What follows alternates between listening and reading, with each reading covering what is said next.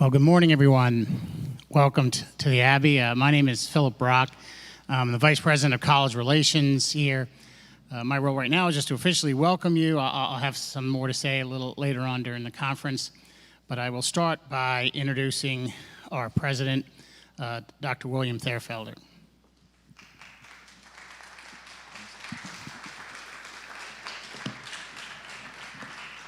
Well, good morning, everybody. It's great to be with you. And I thought I'd start with a little something unusual. I hope you heard it, because that is the sound of our gratitude bell, okay? That's at the heart of our campus. And it was placed there for anyone who wanted to sort of publicly thank God for anything in their life. They could just ring the bell. And one of the beautiful things about it is that when somebody rings that bell, it reverberates across the whole campus. And even in my office, I'll hear that bell go off, and it brings a smile to me because I realize somebody right now is thanking God for something in their life. And maybe more importantly, when you hear it, it also reminds you of all the things that you can be thankful for in your life. And so I guess what I'm saying to you, I could literally, with all the good that's happening at Belmont Abbey College right now, I should literally live next to it and ring it without ceasing. It has been remarkable. As you may know, in February of 2023, we announced our $100 million, publicly announced our $100 million Made True Capital campaign for Belmont Abbey College. Since then, we have received 5,000 gifts. I think for the whole campaign, maybe it's a total of a little over 14,000 gifts. That has enabled us to surpass our $100 million goal in less than a year. I mean, that is just, to me, remarkable.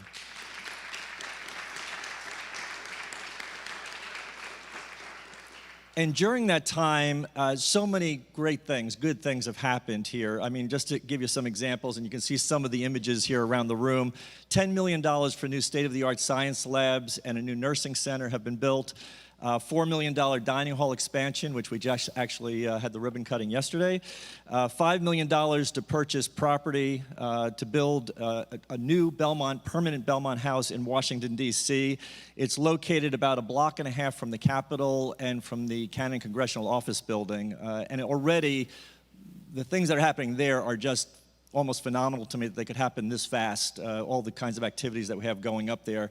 $9 million grant for a new performing arts center, which will be just a tremendous cultural benefit to our community and really the whole region.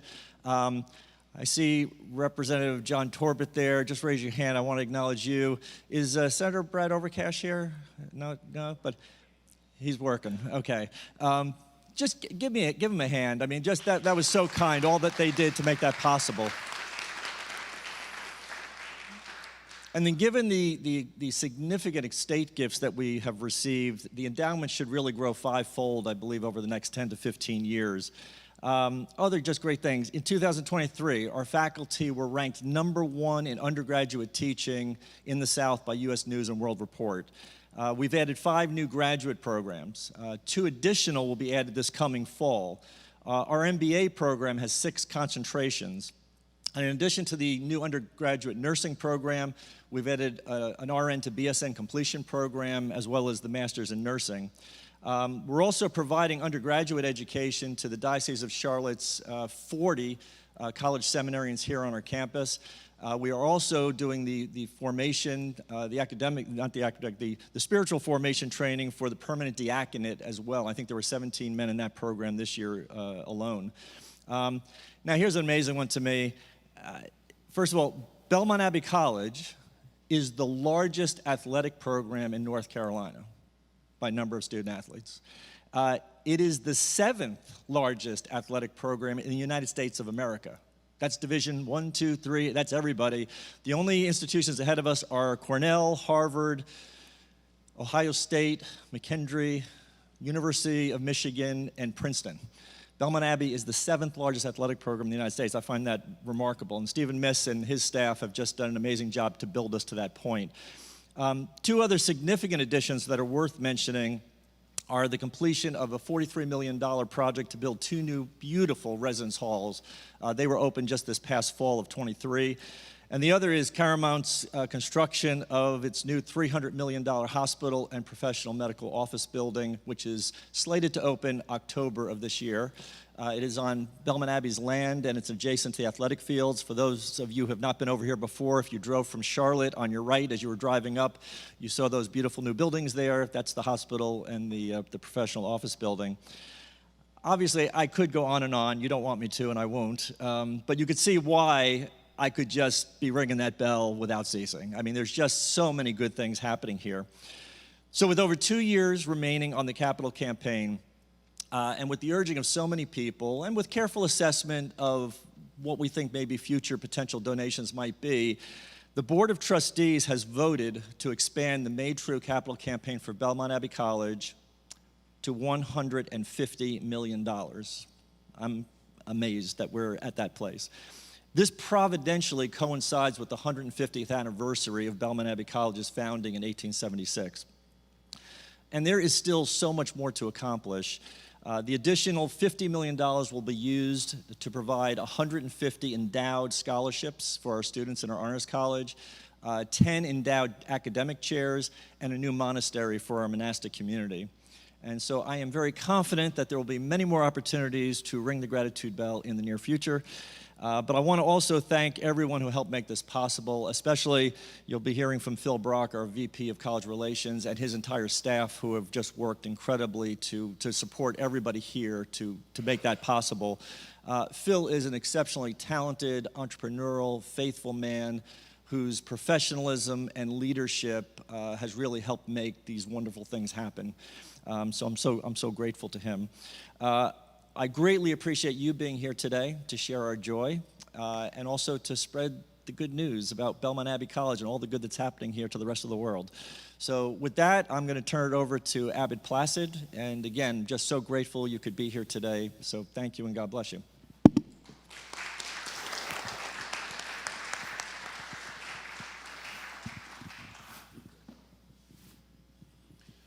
I would like to add my thanks on behalf of all of us, the monks of Belmont Abbey. First of all, to those of you who have taken the time to join us today for this announcement, but also to all those who've sort of caught the vision of those first monks who arrived almost 150 years ago and have contributed so generously to the Made True campaign to far exceed even our best efforts in past years in providing for the welfare and a solid foundation for Belmont Abbey College. It's probably hard for us to imagine what this looked like on that April 21st in 1876, when the first monk from Pennsylvania, actually coming down from Richmond, arrived in what was then Garibaldi, North Carolina, and came in a mule-drawn cart with 2 students from the railroad tracks down in contemporary Belmont to this property where there was a log cabin and some wooden farm buildings. So if you look around you at the campus, we've come quite a way in those 148 or so years since that day. And that's been due to both the discipline, the hard work, and the dedication of the monks, but also of so many other people who have joined with us in making this vision come true. As I said, the monks came with students, so the school has always been a part of our monastic life and our community since the beginning. The idea was we came as monks truly to seek God, but also to prepare the good and offer the good of an education to anyone who wanted to take part in that. And that's been one of the chief benefits, I think, to the Abbey, as it has consistently reached out to our larger Gaston community and North Carolina community over the years, providing teachers for Gaston County schools, our partnership now with Caramount and the new hospital. Also, for the church in North Carolina, there was no organized Catholic diocese when the monks arrived, and so we took the responsibility for the building up of the Catholic Church in North Carolina and established also 4 other monasteries in the southeast, in Georgia, Virginia, and Florida, all of which have schools. So that aspect of education. And to bring the Catholic educational tradition, the Catholic intellectual tradition, to add a certain diversity to higher education. That is, the belief that there is objective truth that we are made to discover, and that sets up certain moral norms which we are to find in order to have a good and happy life, not that we invent. We offer that as our particular offering from that tradition out of which the Western university tradition arose to the educational tradition today in the United States, and particularly in North Carolina.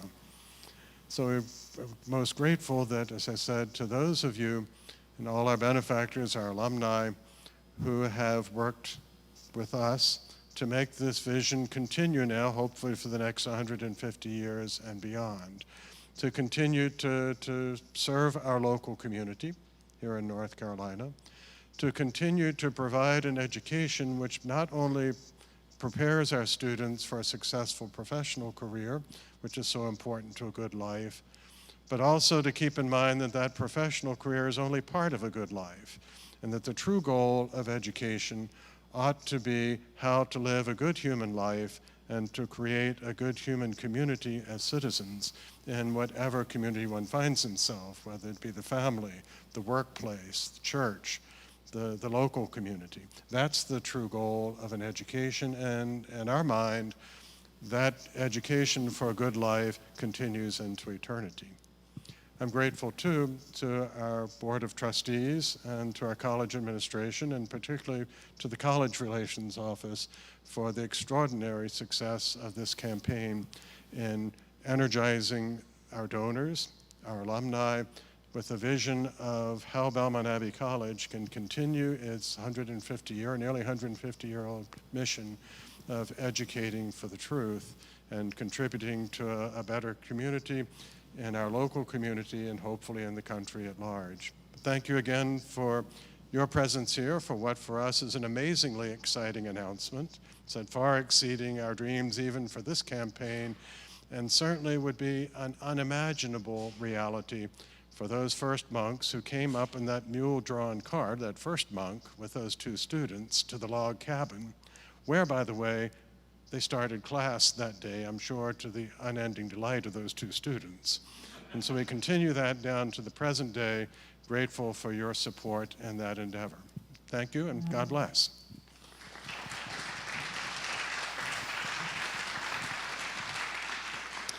Thank you, Abbott. So I want to just extend my thanks also to the donors who got us to this $100 million.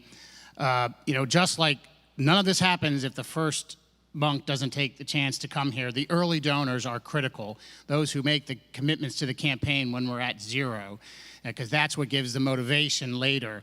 And those, I'm not going to go through the list of names, but those early donors included the largest single gift from an alum in the history of the college, the largest single gift from a parent of alum in the history of the college, and the largest single gift from a friend of the college in the history of the college. But that's what really set the foundation for us to reach for $150 million in this campaign.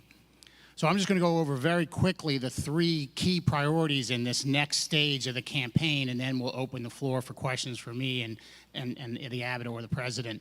So there are three main components of this new extended campaign, as the President mentioned.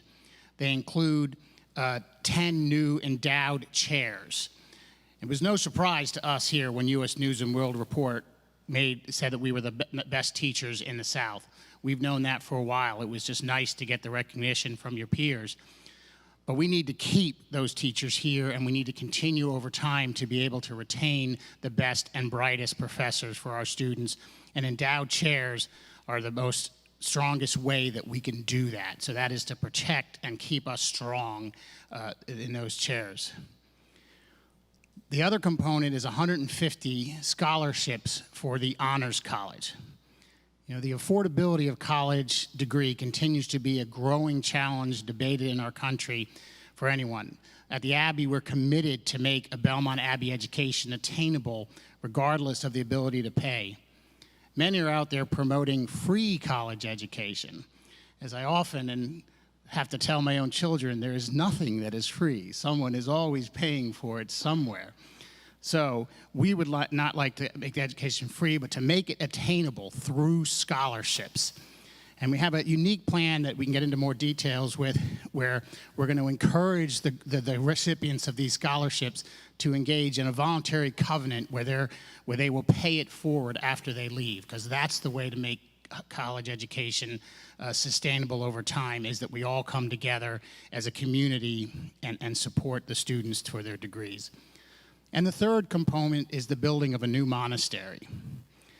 There are some very practical reasons for this need. The current monastery is approaching, like the college, 150 years old. The cost to operate an old and energy inefficient building like that is considerable.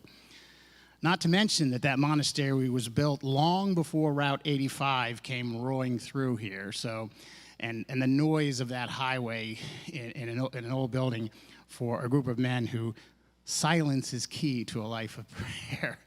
So a new monastery would help resolve some of those issues of sound. But it's also, you know, on a more spiritual level, a new monastery sends a message to the community that the core of this college, the monks that we are built on, the Benedictine charism, is here to stay. And that's really the most important. And another practical reason, will give us the new, building a new monastery will allow the old monastery to be repurposed and give us the flex space we need to, in time, renovate and restore all of the historic buildings on campus. So there's a lot of reasons we're moving forward with the monastery, but these are the three main components of the new campaign: 10 new endowed chairs, 150 honors college scholarships, and a new monastery. So with that, I'd like to open the floor for questions that anyone has about the new campaign.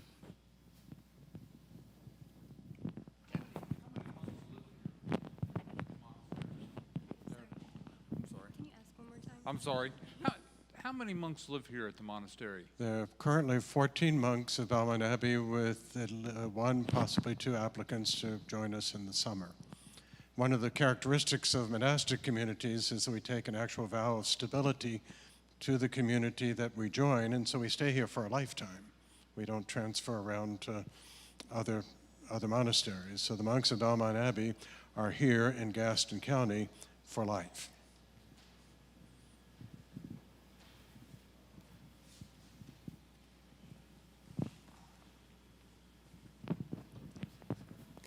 Well, thank you very much. How will the new monastery affect the campus? Can you speak more to that? I think one way it'll affect the campus is, one, it's going to give the college a renovated building for office space, classroom space. And so in the current monastery, which also preserves the history of the campus itself, for us, as Phil has mentioned, it gives us a somewhat more modern place to live in that's actually configured more for community life. If you look at the current monastery, it's 120 yards long, so 3 floors and a basement. So if you want to do your laundry, you've got to get your exercise in for the day. But it gives us a space that can be configured for our community life. It will give adequate infirmary space, which we lack now, really, for the monks who've dedicated their lives here. And it will give us a better kitchen space. Our kitchen is now divided between 2 floors. So that will be helpful. But most of all, a space that is designed for community life, that gives us our own privacy and silence. It's important for our contemplation and way of life.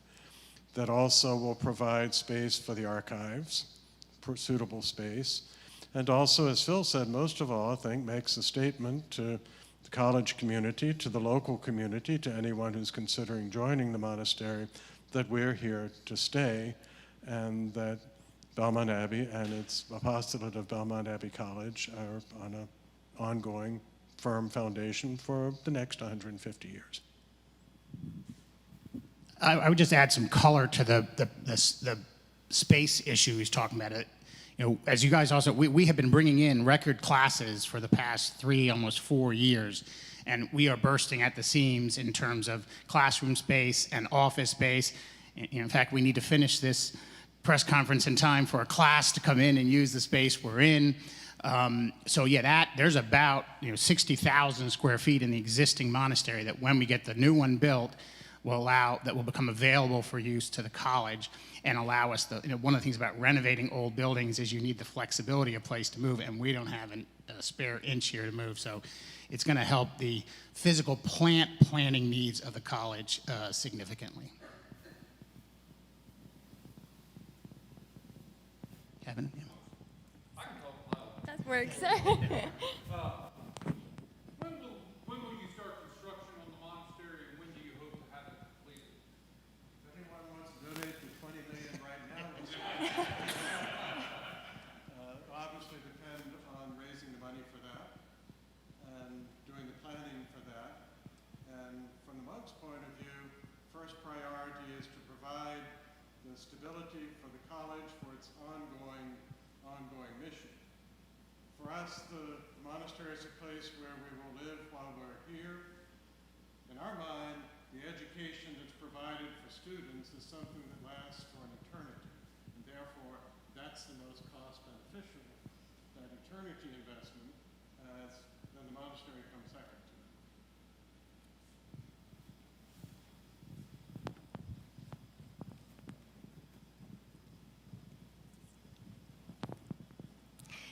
With regard to the endowed chairs, would you know which disciplines are going to benefit? There's no restriction. We can use them in any of the disciplines. We're currently in discussions with donors about 3 different, really across the disciplines. So yeah, we would look at science, history. We really could use them in any field.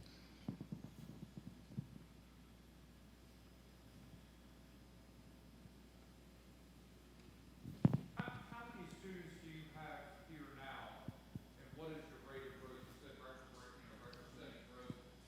How many students do you have here now, and how many students can you have in 2024? How many can you have in 2030? Yeah, we've actually have gotten to a point where this fall we opened with over 1,600 students. We've reached a point, as Phil was saying, where we're pretty much maxed out almost all of our facilities. And so in some ways what we're focused on right now is growing our graduate programs. And as we grow the graduate programs, that will create further resources to allow us to build additional residence halls and continue to grow. I would say that Belmont Abbey College, people have asked me before, will you become a university? Is your goal to have 10,000 students here? It's not. The most students, undergrads, that we'd probably ever have here would be somewhere between 1,800 and 2,000. Part of the beauty of the education and formation here are the relationships that our students have among themselves and with their faculty and with the staff and the monastic community. And so at a certain point, you start to lose that. And so we're committed to keeping the traditional undergrad at about that 1,800 to 2,000. The graduate program, since most of it's online, we could grow to whatever size we're able to. And as most of you know that are familiar with higher education, that just provides the financial resource to be able to, in a sense, supplement your undergraduate programs and allow us to do some of the things that we've been discussing today.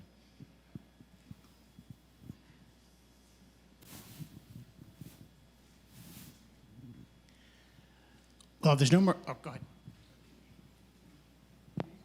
Recently, there's been. Thank you. Recently, there's been some local people, some parents, who opened up their own school, built their own school, teach their own children. I was wondering how the larger educational effort here, Belmont Abbey College, and its staff and educators, how they feel about that, and how in the future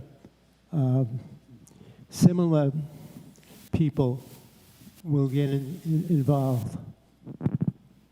One of the beauties of us here in Gaston County is the close relationship we have with the entire community. And that means I have a great relationship with the superintendent of schools, although there's now just been a new change to a new superintendent of schools here in Gaston County, with John Hooser, who is the president of Gaston College. We have Drexel, we have, St. Michael's School. So the Abbey is supportive of all of those entities that are trying to do a great job of educating and formating young people, all the way through kindergarten all the way through graduate school here at the Abbey. And so it's been more than just the lip service of saying, oh, we're all supportive of each other. We've actually taken action in terms of programming, helping with increasing the number of teachers for Gaston Schools as an example. Our education department works with them. I see Mary Stratton back there, Dr. Stratton, who is in our chair of our education department, who has been working with Gaston Schools. So it's a very much of, I think, a unique situation in terms of the way that we are all working together. And what's interesting, we're talking about private and public working together in a very close working relationship. Yeah, I would just add, I think teaching is maybe our second or third largest major. Yeah, we're a big provider of teachers into the community, and one of the masters we've recently launched is a master's in classical education, which we're working on furthering the education of teachers specifically for the classical school model. And yeah, we hope to play a real critical role in the growth of K through 12 education in Gaston County and beyond.